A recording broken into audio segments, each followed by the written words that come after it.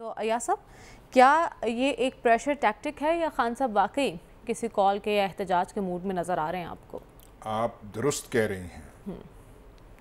Petrol کو بھول جائیں، خوردنی تیل کو بھول جائیں، جو آگیں لگائی ہوئی ہیں بھول جائیں.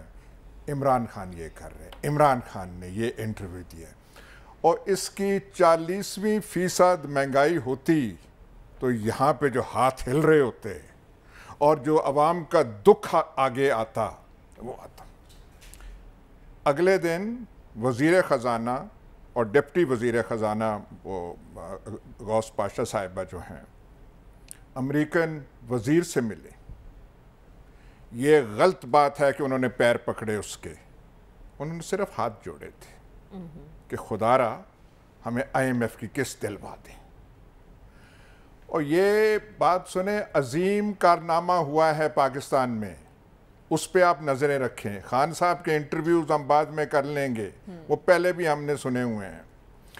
پہلے ہوا کرتا تھا جیسے لاہور کے اور مطلب لاہور بڑا شہر ہے، اس کے جو مختلف شرفا نہیں ہیں، کوئی بٹ ہے، کوئی ارائی ہے، کوئی گجر ہے، کوئی سنیارا ہے، وہ علیحدہ علیحدہ ہوتے تھے. ہمارے ملک کے سیاسی انجینئر، ان کی عظمت اور ذہانت کو سلام، انہوں نے سارے بھولے سنیارے اکٹھے کر دیے. سارے جو FIA کے مشتبہ منی لانڈرنگ کے، وہ جو کیا بیچارہ وہ مر گیا، اگلے جہان میں چلا گیا، ڈاکٹر رضوان، اللہ اس کے درجات بلند کرے، کہہ رہا تھا کہ 3000 سے زیادہ 4000 صفحات پہ مشتمل ہے. وہ سب پیچھے چلی گئی ہے، ساری ضمانتیں ہو رہی ہیں. آج یہ کتنا اچھا دور ہے کہ رات کو دروازے انصاف کے کھل جاتے ہیں، ریاست مدینہ یاد آ جاتی ہے، عدل جہانگیر یاد آ جاتا ہے.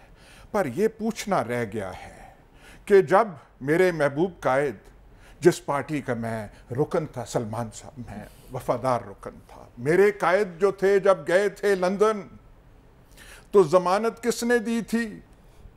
وزیر اعظم پاکستان نے، کہ یہ آ جائیں گے واپس.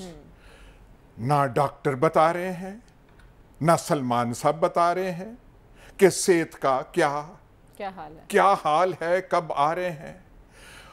میرے عزیز جو ہیں، جو میرے قائد کے جو فرزندان ہیں لندن بیٹھے ہوئے ہیں، یہاں نہیں آ رہے.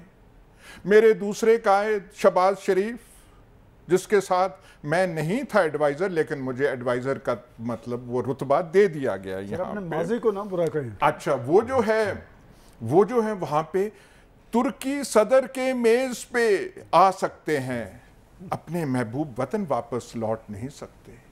وہ جو خادم اعلیٰ کے داماد، وہ جو پلازے والے، وہ MM عالم روڈ کے پلازے والے، جہاں پہ پتہ نہیں آگ کہاں سے بھڑک اٹھی تھی، وہ جو ہیں وہ نہیں یہاں پہ آ رہے. لیکن ملک جو ہے آسودہ ہے، سارے وہاں پہ دے دیا ہے.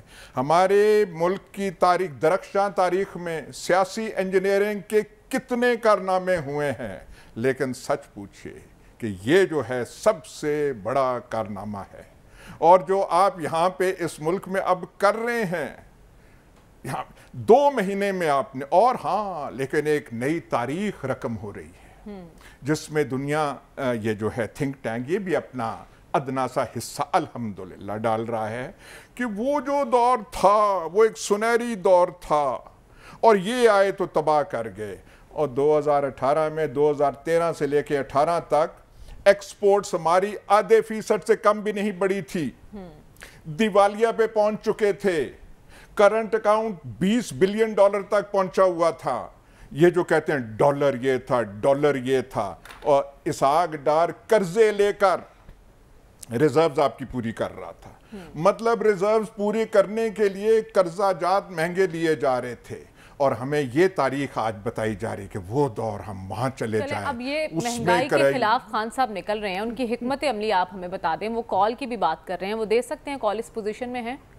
حکمت عملی میں آپ کو یہ بتاؤں، ایز اے سابق رکن آف دا نون لیگ، خدا کو حاضر ناظر جان کے میں کہہ سکتا ہوں کہ پرویز مشرف کے 8.5 سالہ دور میں فوجی ڈکٹیٹر کو میری جماعت کے خلاف ایک आंसू गैस शेल इस्तेमाल नहीं करना पड़ा था। हमने वो मौका ही नहीं दिया था। उस 8.5 साल दौर में मेरी जमात का 1.5 दर्जन आदमी माल पे कभी इकट्ठे नहीं हुए थे।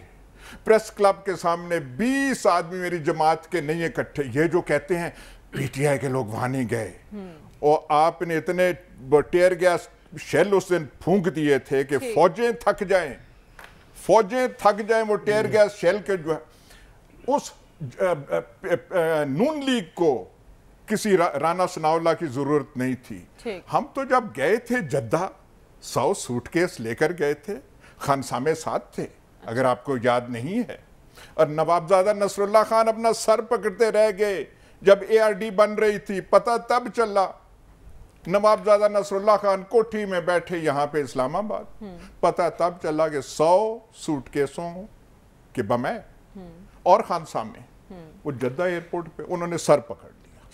उन्होंने कहा कि मैंने इतना मुझे नहीं हुआ। ठीक है, तो ये आप कह रहे हैं कि क्या होगा सबको, बस एक ही नारा रह गया है। वो क्या? मियां दे नारे। ठीक है, सलमान साहब से पूछ लेते हैं ये नारा कब तक गूंजेगा।